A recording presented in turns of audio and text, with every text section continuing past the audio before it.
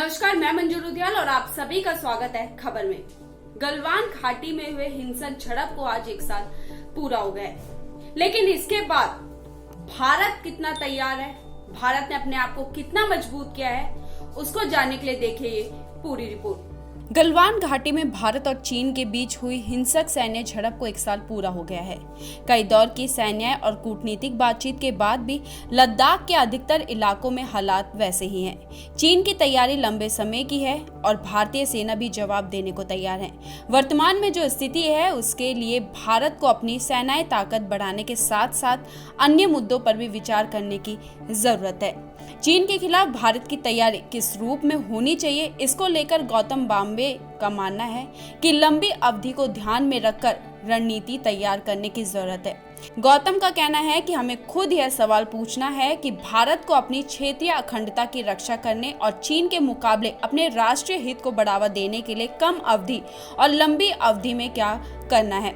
साथ ही यह समझाना होगा कि चीन की ओर से पूर्वी लद्दाख में षड्यंत्र केवल एक सैन्य मामला नहीं है। भारत का आर्थिक आकार और विकास, तकनीकी कौशल, साक्षरता और जीवन प्रत्याशा जैसे सूचांकों में चीन से पीछे रहना भी एक बहुत बड़ा मुद्दा है। जीडीपी और अर्थव्यवस्था के आकार के मामले में भारत और चीन के बीच बड़ा अंतर है। लंबी अवधि में भारत को इस विषमता से निपटना है और इसे कम करना है। भारत को 25 साल की अवधि में निरंतर तेज गति से आर्थिक विकास सुनिश्चित करने की आवश्यकता है। हम अपनी अर्थव्यवस्था में पर्याप्त निवेश सुनिश्चित करना होगा ताकि हम 8% जीडीपी विकास पथ को फिर से हासिल कर सके, जो हमने अतीत में हासिल किया था। सवाल यह भी है कि भारत कम से माध्यम अवधि में क्या करता है और इस प्रकार की विषमता बनी रहती है। अपनी क्षेत्रीय अखंडता सुनिश्चित करने के लिए भारत को अगले 5 से 6 वर्षों में क्या करने की आवश्यकता है।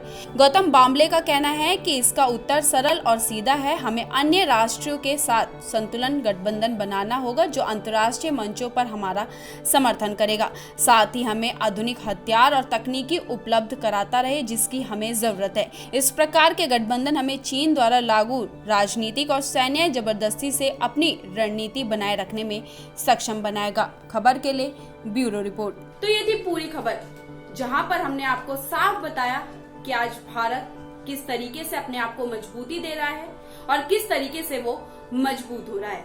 ऐसे वीडियोस को देखने के लिए हमारे चैनल को सब्सक्राइब कीजिए, साथ ही अपनी राय हमारे कमेंट बॉक्स में लिखना ना भूलिएगा। धन्यवाद।